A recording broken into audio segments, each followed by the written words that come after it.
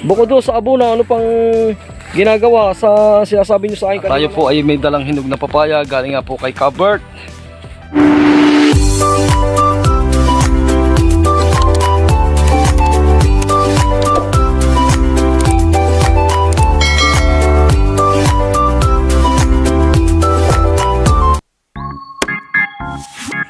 Hello po mga kabihero, magandang tanghali po. Tayo po nandito sa bayan ng San Jose, dito po sa Batangas, at tayo po ay may bibisitahin papayahan. Tanim po ni Kaberto na ngayon nga po ay marami ng bunga, talaga pong hitik sa bunga. At ang variety po nito ay Red Lady. Yan po, tayo po ay mamasyal sa papayahan ni Kaberto. Yan po, nandyan na po tayo sa taniman ng papaya ni Kabert. Kabert, ilang buwan na ito yung papayang ito? Bali ko, mag-siyam na. 9 months. Oo. Ilang beses na nyo nahaharbisan ta? Di makaluwa. Ilang beses na ha? 2 beses. 2 beses na. Oo. May ilang kilo na nyo nakukuha dito? 1-1. Ilang puno to? Yan ay 550. 550. Sa isang harvest na harbiso ng ilang kilo? Ito ay kayo ni pwede niyang kumuha ng 800 kilo. 800 kilo. Magkano po natakbong presyo ngayon ng papaya na hinog? 18 ang aming kuha sa akin ng Batangas. Sa 500 kilos ang harvest nyo? Oo, 500. Ibig sabihin sa isang harvest na-income kayo ng 9,000. 9,000. So alisin lang po yung counting gastos. Tabihin na natin mga 7,000. Kayo. Ay every other day ang harvest. Pagkaka 1 week, isang linggo ha. Isang lingguhan. Yan po, katulad po nito, gantong may slight na ganto. Yeah. Po, pwede na po yung harvestin. Sa katunayan po sila nag-harvest ngayon. So nakaka-amaze po ang papayahan ni Kabert. Mamaya po natin papasyalan ang kabuuan ng papayahan. Anong sikreto, Kabert, at napapabunga ng ganitong karaming papaya? Ito ay di lalagyan mo ng organic ang butas bago mo gagahokan ng puno at para lumaki ang puno. Yan. At abono ng abono. Pagkada buwan abono. Monthly nag-aabono. Buwan-buwan.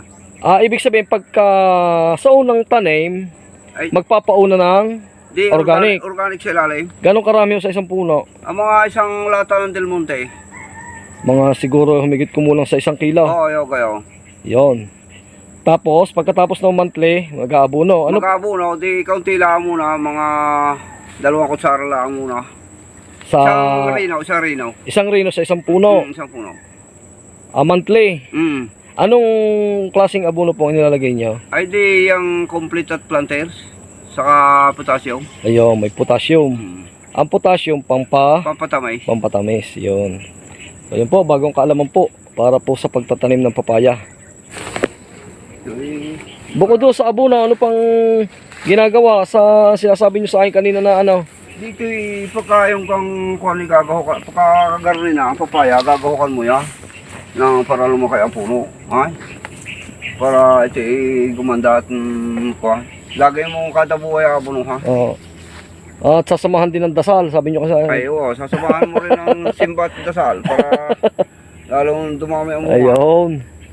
Yan po ang sikreto ni Kaberto sa pagtatanim ng papaya. Yan. Ganda. Lalagyan na Inyong estimate, may ganong karami at may ilang tonelada inyong possible na ma-harvest dito sa inyong papayahan? Ito ay kuan. Hanggang sa magtapos ay baka mga 20 tons. 20 tons. Sabihin na natin sa 10 pesos na lang ang kilo. 10 pesos. Magkano halaga no? 200. 200,000.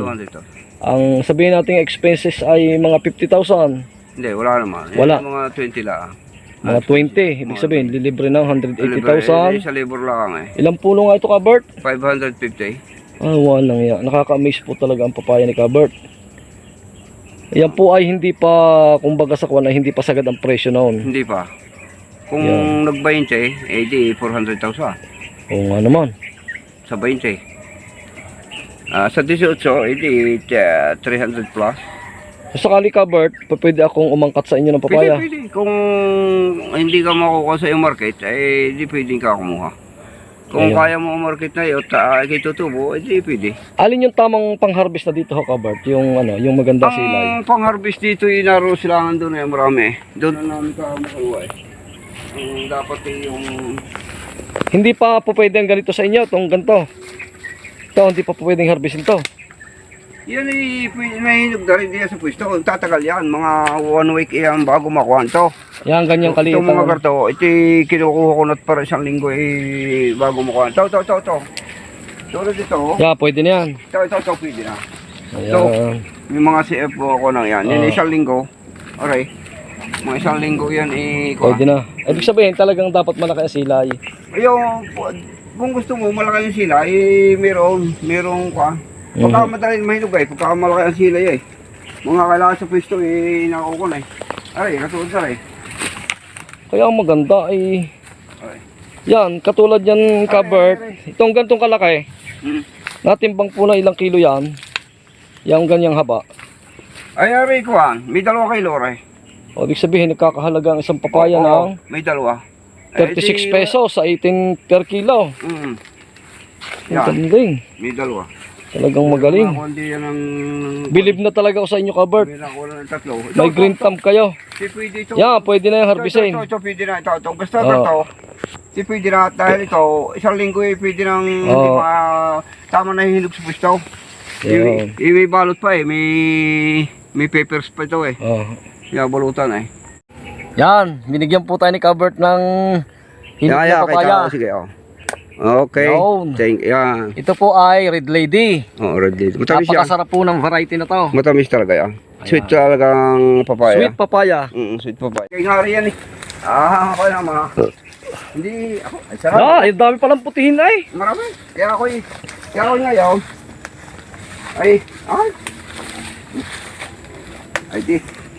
Ano na lang, hindi totoo sobrayan dyan po eh. Huwag na ho, tama na yan. Para yung mga Tama na yan, tama na. mabigyan mo yung mga kakakawanda. Tama na ho. Sarami nga. Ala, ay tama na. Kuya kakauntay. Tama na, Bert yan, tama na ho. Huwag na kayong pipitas, tama na. Aray hinog eh. Aray yung mga patam siya. Tama na ho yan. Ay, di tatlo na. Yan po, talaga po napakabait ni Bert. Aray mga parami. Tayo daw po patitikmi sa lasa ng kanyang papaya. Ito malulunod na rin. Pipicturean ko yung Bert. Bumalik at saka paglagputi. Marami pa rin. Ano mo kaya bali Alin pa isang partida pa? Nanaw. Napapayahan. Dito. Ay, ito na nga, ito na lahat. Isa lang dati yan. Papasyal ko lang ho ating mga viewers, Bert.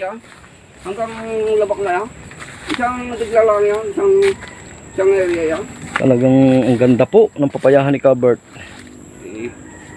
Nakuhanan na yan ng... Oh. Yan ang sinasabing kitang-kita ang pera, naglawait. Ay kaya maganda, itama sa okasyon. Ay, hindi gusto ko rin yung... Alam mo mga market eh. Gusto ba kayo tama eh. Hindi kayo marami nga na ako sa akin eh. Pagka ganito ng kalaki, ganong karaming abuno. Hindi, yan ay ang kabuno ko rin yan. Ay pagkakakuhan, isang di kuhan, 2,000 na 2,000. Yung combine din. Oo, combine. 2 Combine ang complete, at saka planters, at saka yung potassium. potassium. Combine. Ha? Ganda. Yan eh. Talaga akong kargado. So may wala talo ang sakawan.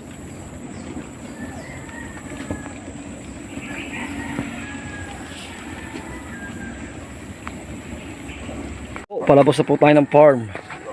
Gawa na ay. Ganda. Tama lang ang kanya. Ang papaya. Trabaho lang yan. Kung po sa nagnanais magtanim ng papaya, mag-comment lang po kayo. At atin pong itatanong kay Bert kung anong sikreto para dumami ang bunga, mas gumanda, at mas mahaba ang buhay ng ating papaya. Pag mahaba ang buhay ng papaya, mas lalong marami ang harvest. Sige. Ganda oh. Ganyan naman talaga mamunga ang Red Lady, ano? Okay, yan talaga. Sadyang bunga yan ako. Kailangan yung isang puno, bumunga ng mga hanggang 80 80 kilos. 80 kilos. Para Isang puno. maka-harvest, isang daan. Ganong kahaba ho ang buhay ng papaya? 2 taon niya. 2 years. Isang Isipin nyo po mga kabiyahero, 2 years na pakikinabangan ng papaya. Kung halimbawa po't maliliit ang bunga, pwedeng kasi panggulayan ha. pagulay. Yan, napakaganda po pantanim ang papaya. Yan mapatang huwag lang bagyo tayo. Yon. Yan maganda. Siyempre, lagi namang Ang bagyo lang. bagyo ang ating kalaban dyan. Kung hindi na bagyo. Yan, nakapital namin. Kung palibasa kasi may supply kami. Baka mga 12. Albindang mga 12 bila. Sambot ng puhunan. Wala pa kasi, baka mga wala pa kasi. Sambot na ang puhunan. Sambot na ako, sa biyahe yun sambot tayo. Yung, 18,000 na nga pagbula na yun. May Sarap na rin ah. Po, nasa labas na po tayo ng farm. At tayo po ay may dalang hinog na papaya. Galing nga po kay Kabert. Sana po kung nagustuhan nyo po ang ating video ito, ay huwag nyo pong kalimutang i-like, share, and subscribe. At pakishare na rin po sa ating mga friends diyan. Palambing naman po. At matutunghayan nyo po sa video ito ang kakaibang pagtatanim at pag-aalaga ng papaya. Papaya Red Lady. So yun po, maraming pong salamat. God bless. At ingat po tayo lagi. Bye-bye po. Hindi, kung yung tanong at kung kita kayo, Yeah, ano? dahil yun ang kita sa May regalo si Kabert sa iyong papaya. Salamat ha. Yun ang sige. Ay, paano Kabert? Tutuloy na kami. Sige. Deck the halls with boughs of holly, la la la la la la la la. 'Tis the season to be jolly, la la la la la la la la. Don we now our gay apparel, la la la la la la la la la. Troll the ancient Yuletide carol, la la la la la la la la la. See the blazing